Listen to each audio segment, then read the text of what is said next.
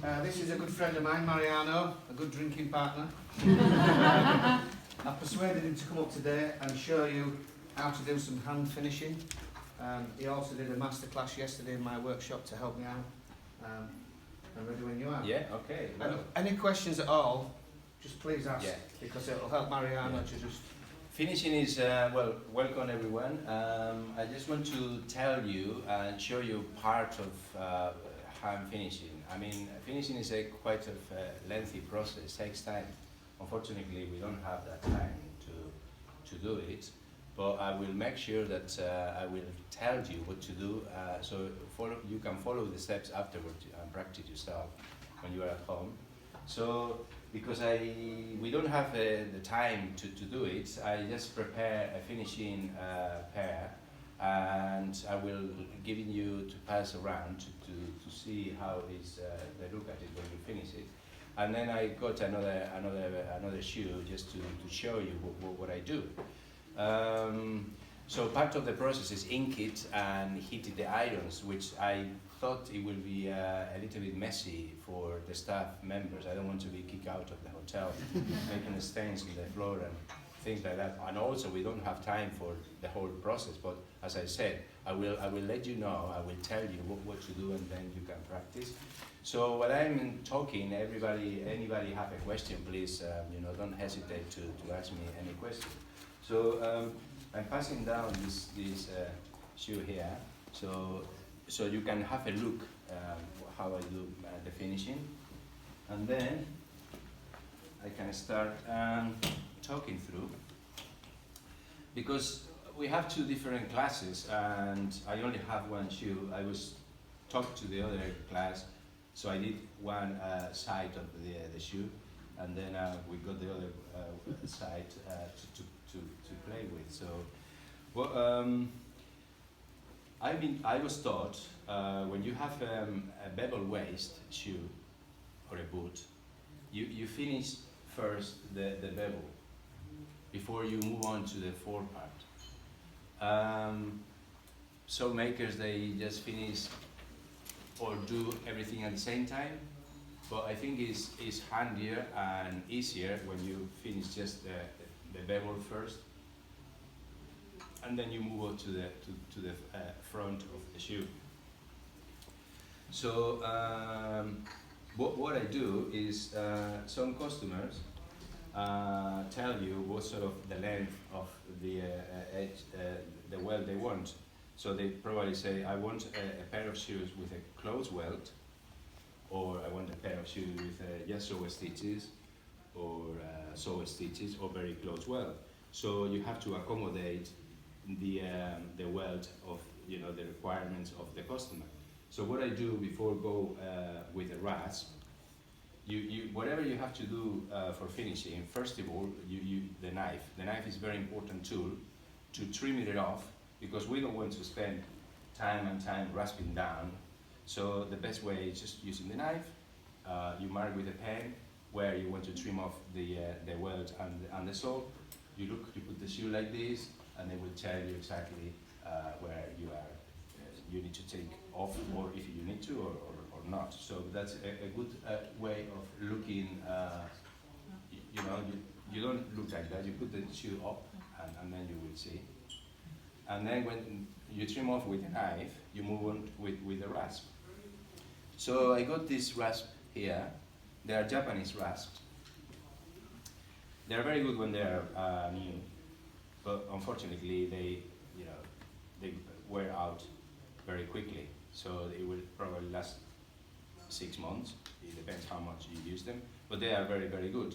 There is another company in France. They do a very good rasps. It's quite pricey.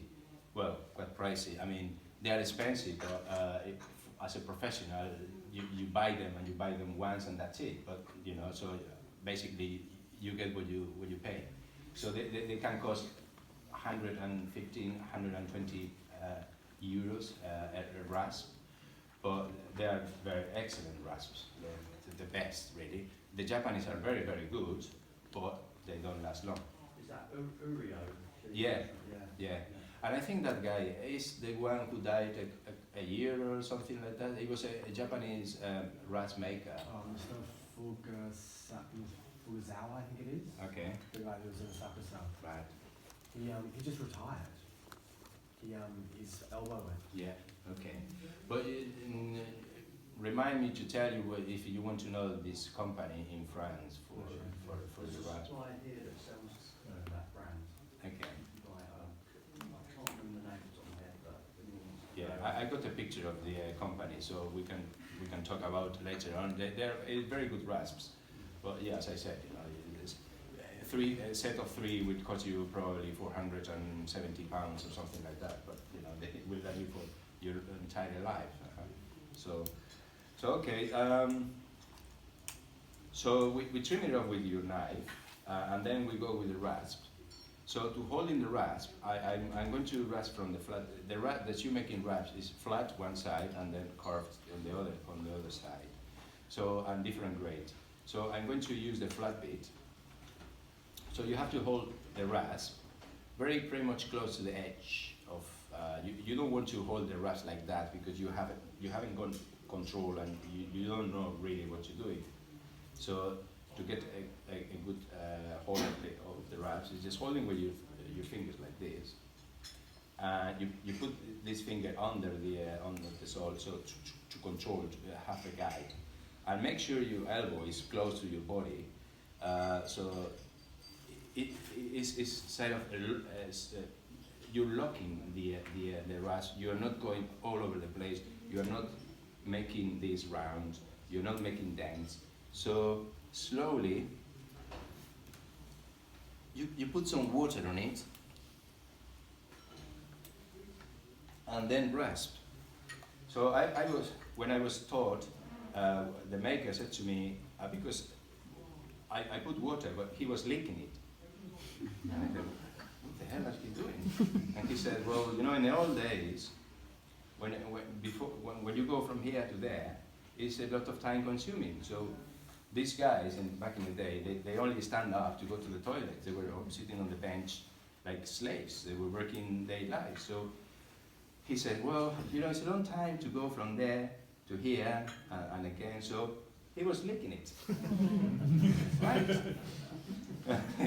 And Tony said to me, and he is probably right, because he said, maybe they said it's a long time to go from here to here, but it's pretty much like you exactly know how much amount of saliva you're using, because when you wet it, you don't want to wet it too much or too little, just, you know, right amount. So licking it, you exactly know how much saliva.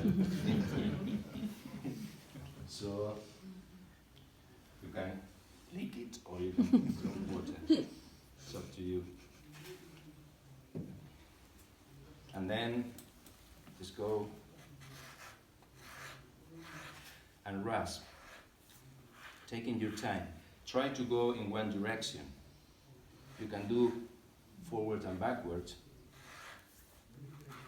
but it's better if you just go in one direction, and you know this finger is locking the rasp, and keep it straight. You don't want to wobbling around with the rasp. So just take your time. Every now and again, you can lift up the shoe and see where you are.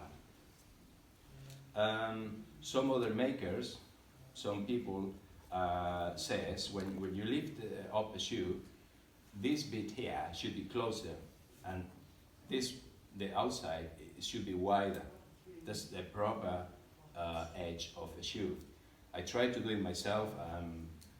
It's really hard to do it because I find it having the same shape all around. Even though in mine I want to do that, but Is that just West End though, Mariano? Yeah.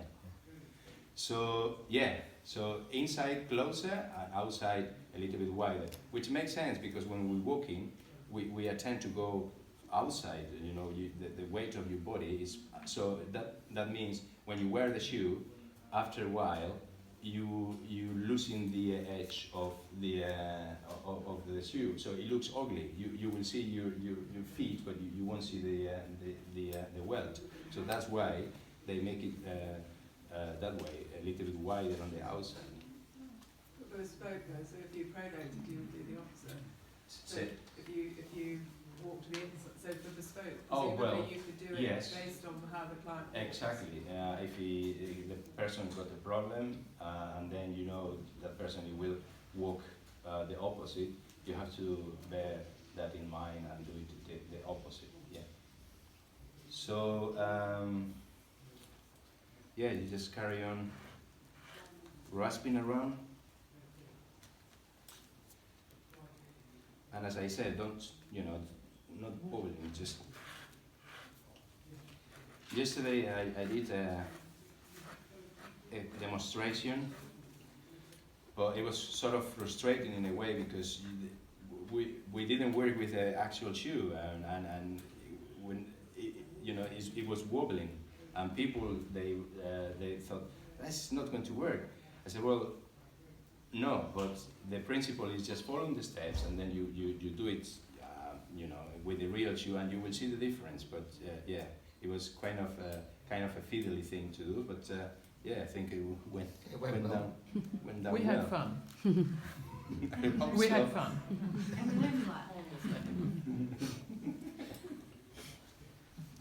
So yeah. You went to bed at 8 o'clock last night, it was shattered, wasn't you? Yeah.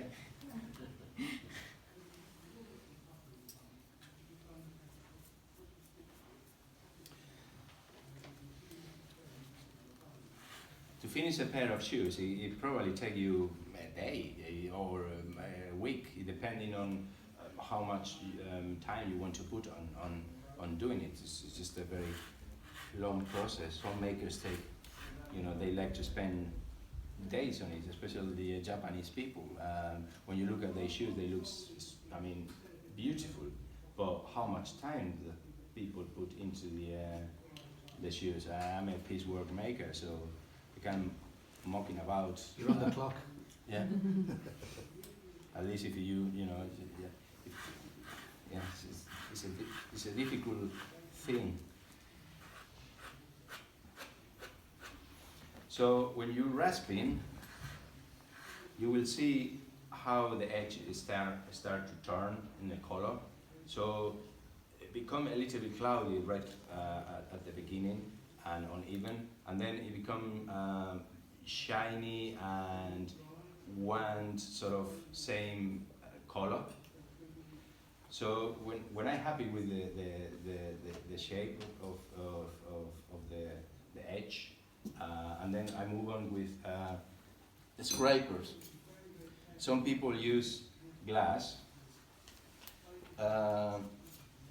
Glass, you need to choose the right kind, and you need to know how to cut it properly. So it can be a difficult thing to do, and you have to supply yourself with glass. So using a scraper, if you know how to sharpen the scraper, it will last you your entire life. You don't have to be worried about glass anymore. So this guy in Barcelona, who is here today with us, he can supply with these things. So you have different shapes. I use this one for the sole, and this one as well. I use this one for the edge, and I use this one for the breast, to get into the breast of the heel. So to sharp this, you have to go with a file and going down to make 45 degrees on the edge to go down, and then turn around and do the same thing with a file. And then what you do, I haven't got an awl, but I use a strap for sharpening your knife. So you put the strap there, and you go with the awl and do that into the edge, and then turn around, same thing. So what we're creating is like a lip, and then you go with a cloth and direction. So now it's quite sharp. It's got a whisker there that it will react like, you know, it will cut the leather, no problem. Like a burr, right? Like Yeah. a cabinet scraper. Yeah. joiner. Exactly.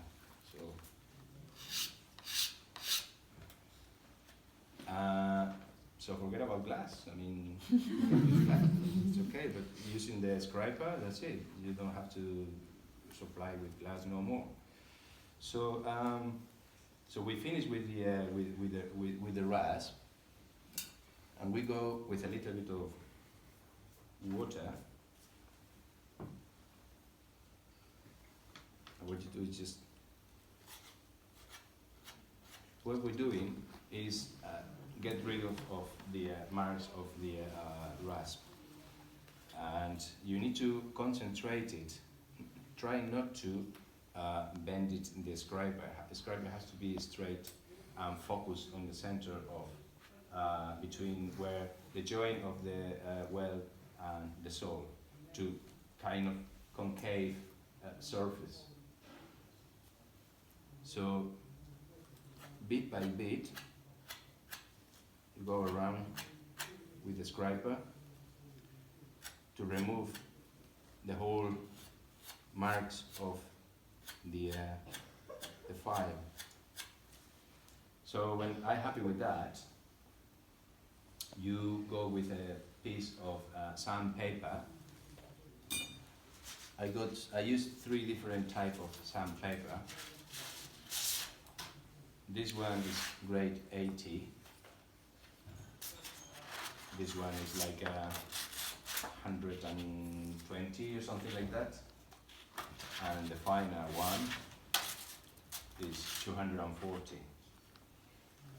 People use different grades. I'm attempt to use not too rough grade, otherwise it will be very difficult to get rid of the marks on the surface of the leather. So after we finish with the scraper, we got a piece of sandpaper, and again you have to be very bear in mind that you are going to sand it in one direction is the better way to do, and on the center, not on the edges. So as I say, we create a concave surface, and we're going to make some whiskers on top of the weld and on the sole.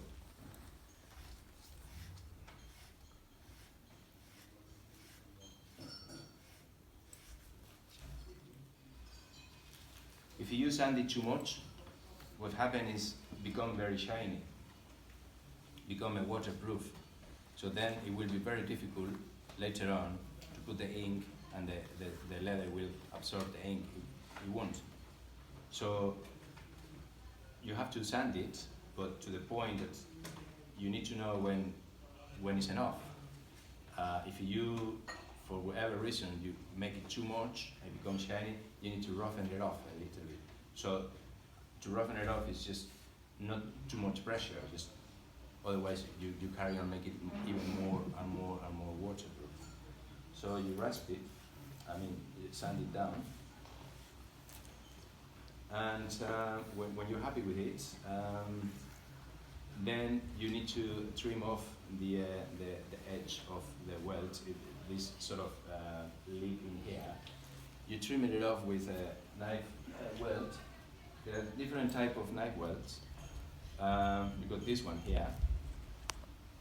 You got this one for left-hander and right-hander. You got this type here. This is from Barnsley actually, and this guy here can supply with these sort of tools. You got. Hey Mariano, do you actually use the weld plough? I've never seen one used. This one, no. Yeah. I bought it because it's nice to have it, but it's really difficult to use it. Right. It is, I don't. It's, sometimes when I use it, you cut the stitches. So it's really a messy thing.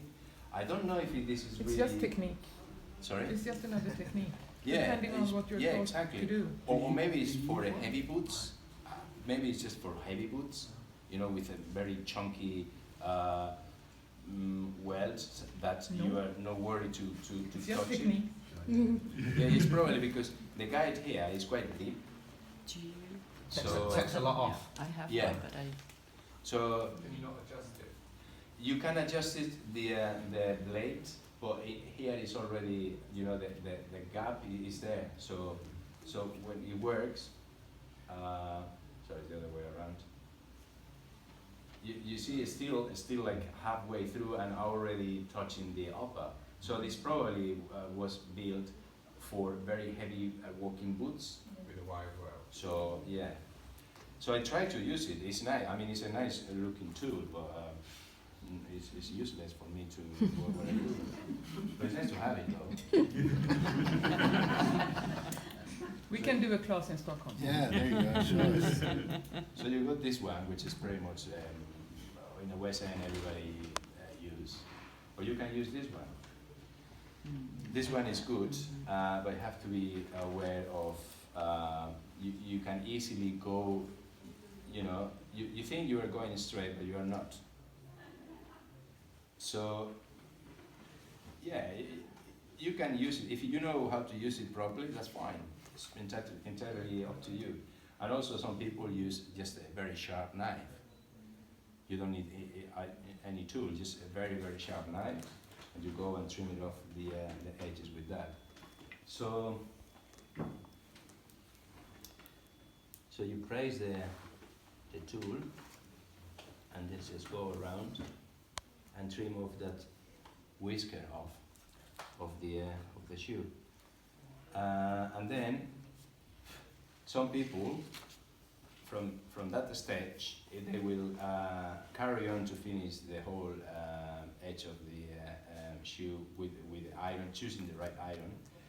But that means when you do that, you need to go backwards again, because when you finish with the iron, what happened is the edge is become very shiny, and then you have to roughen it off to get the ink into the edge of the shoe. So what I do in this stage, I trim it off the top of the whisker on top of the weld, and then I fudge it. So first of all, I put some ink, let it dry. As I said, I'm not going to do it because I didn't have the ink, and we are not ready yet to do it because I need to work more on the edge. It's just to tell you what I do, and then you write it down notes and you do it yourself. So I use the color choice, platinum black ink. You can buy it in leather and grindery.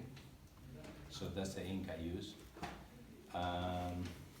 which is very good ink. Is it quite an opaque finish? Sorry. Is it quite is it a dense finish, or quite? Um, Can you see the leather through, or is it quite dark? It's quite dark. I don't think it's dense. I think it's a nice ink though. Yeah, it's difficult to get the right ink really. Sometimes you need to make your own, and I'm not the type of person of experimenting things. There are some people out there that they really like to put things together, experimenting formulas, and it turned out very good, but it's time consuming.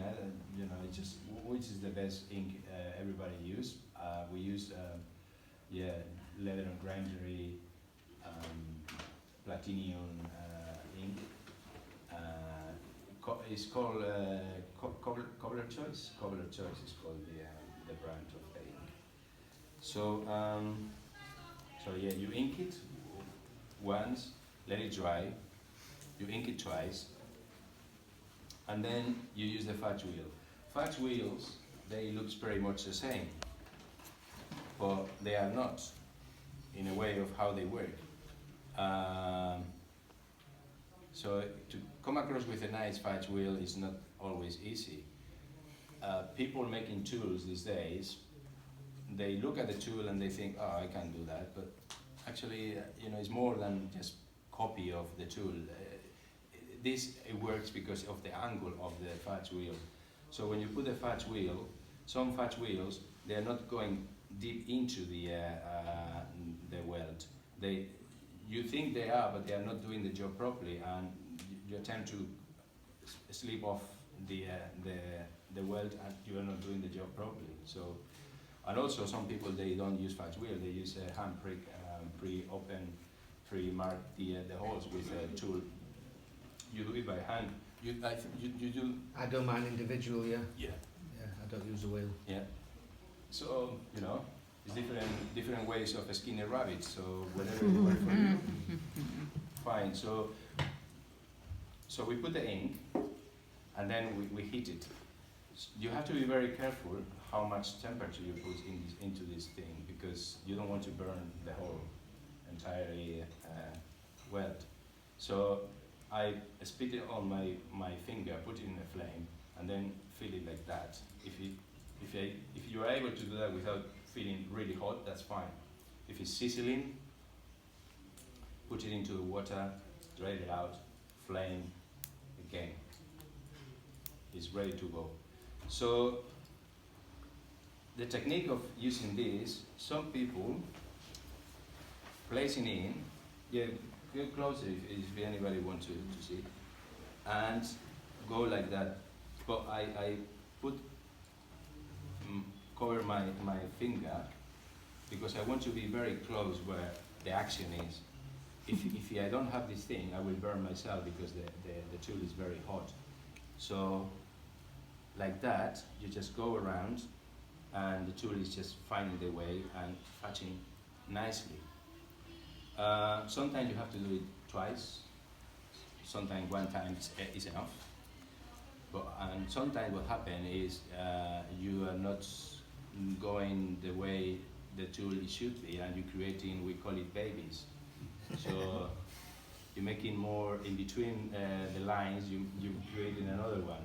So you have babies there. So you don't want that because it's really painful, and then you have to flat it again, and you have to start it again. So that's why a good fudge wheel and the technique, know how to use it, is something that it takes time. It takes time to, you know, to do it right. So, okay. So you wet it before you fudge? I put the ink. I wet it when I marking the when I do the first time before I stitch it. But with the ink, it is already getting that moisture. So I ink it twice, so it's got that moisture, and then if you let it dry, it won't work properly. So it's just before the ink is completely gone, just go and do it.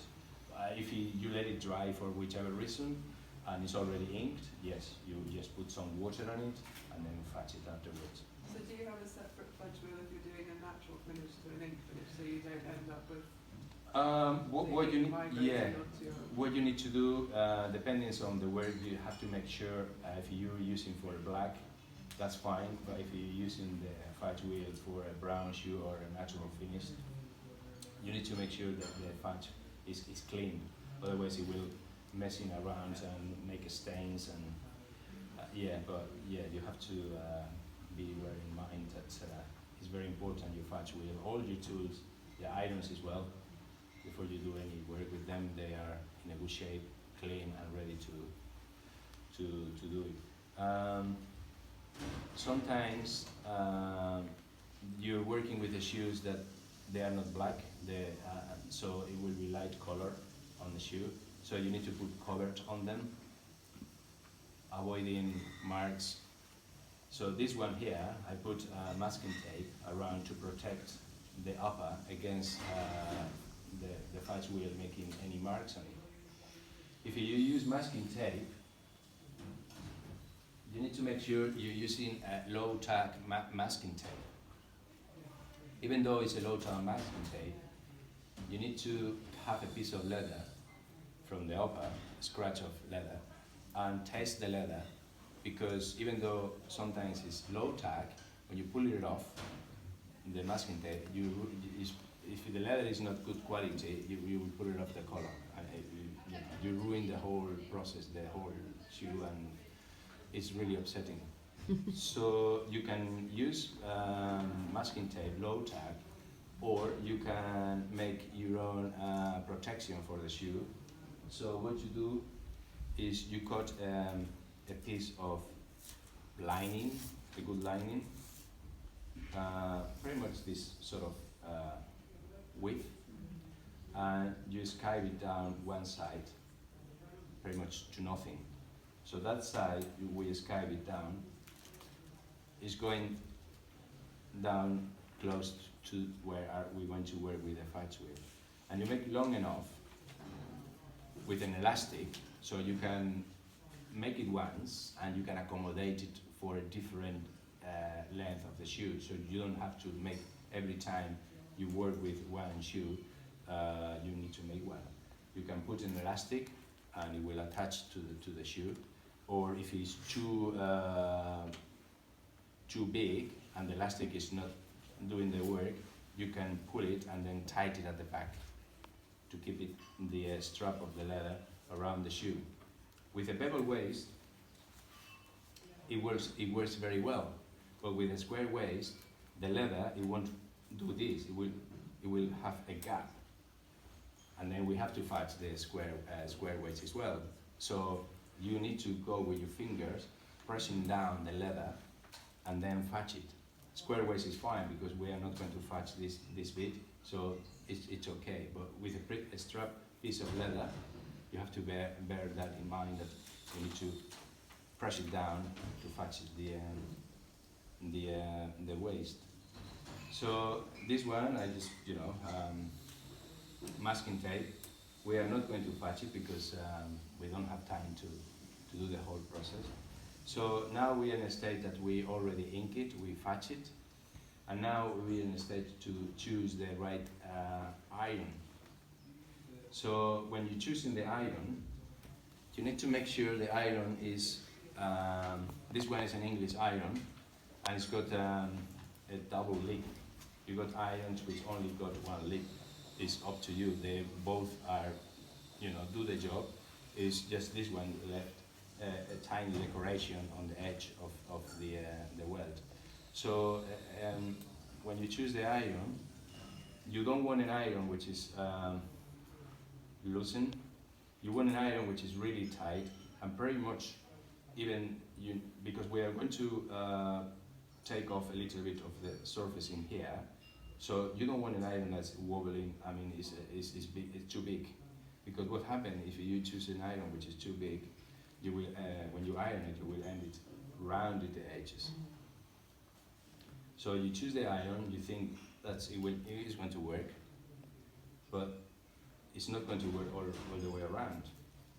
So we need to make it right. So I got this thing here, which is just a piece of wood with some paper, and you just go in the edge all around. What grit of sandpaper is it? Sandpaper. Yeah, but what grit? It's just maybe, I'm just guessing, it's not more than 120. Something that you don't need to change every now and again. Rough enough not to make it too rough, and not too weak that you need to change it. I don't know, the approximation of the grade is maybe more than 120, but I'm just guessing. Just took it from, the sandpaper. Did you make that tool yourself? Yeah, it's just, it's a piece of wood. You're down to 10 minutes, mate, yeah? Huh? Got 10 minutes, yeah? Oh, left, alright. Alright, sorry. So, thank you. You alright? So we sand it, we sand it down. We go with the iron, making sure that the iron is catching everything and go around properly. So tight it into the edge. So when that is done, we go with the bond, and you just like buffing it off. So we are creating a sort of whisker in here. A very good finished shoe edge is when you go with your finger all around, and you can feel it either, both in the sole and on the welt, kind of a line there. You feel it with your finger. and then that's a good finish of the shoe. So you go with the bone, setting the edge. We ink it now, 1-2 times, heat it, the same thing. To know what the right temperature is, again, you lick it, and if you're able to do this without feeling any, burn yourself, the temperature is right. So after the ink it, just set in the iron, same thing.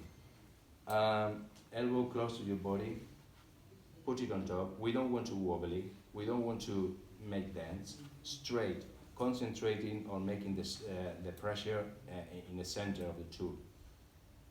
First time, no pressure whatsoever, very, very gentle. The iron, allowing the iron, finding the way. Second time, you increase the pressure, but not crazy, just, steady, until you see the heat of the iron is going all around, and it will change the color. It will tell you if the iron is doing the right thing. And then, final stage, you with kiwi, you just tin of kiwi, put it with your finger, same thing, put it in the heat and go around.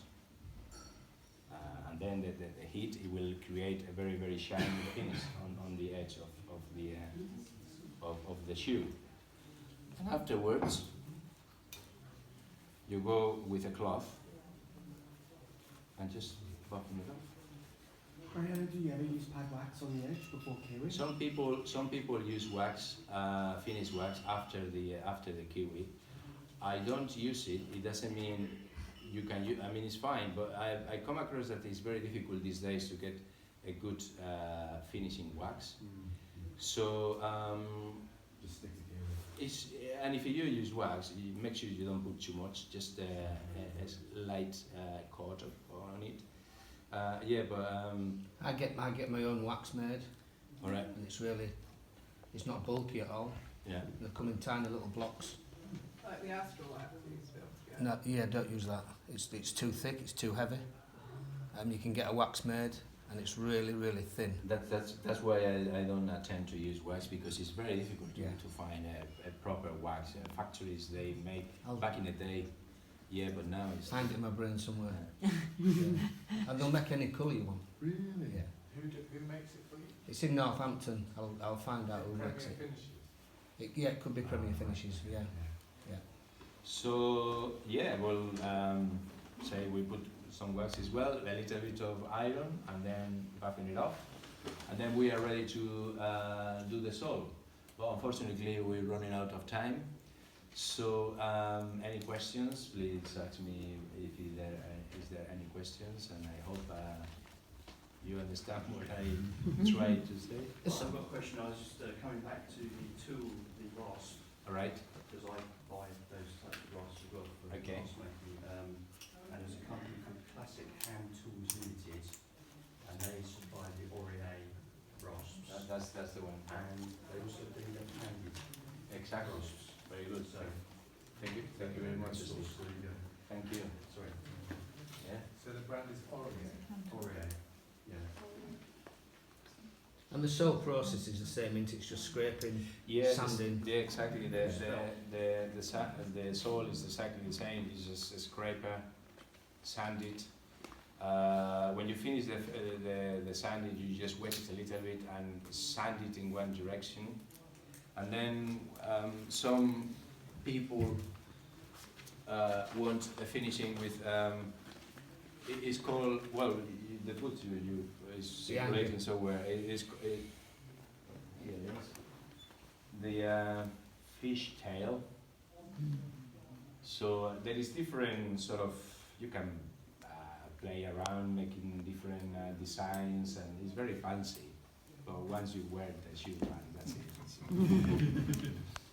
But and also it's very tricky, because you probably this is the final stage. So all the hardware you put into it, you can easily sleep with the iron and make a nasty mark on it, and it's like, my God, all this, and you cannot get rid of that mark. So be careful when you play with it, because You have to be very concentrated what you do. In other ways, you know, people turn, oh, it's a nice shoe, and then, oh, what's that? So, okay. Yeah. Well, thanks to Mariano for his time.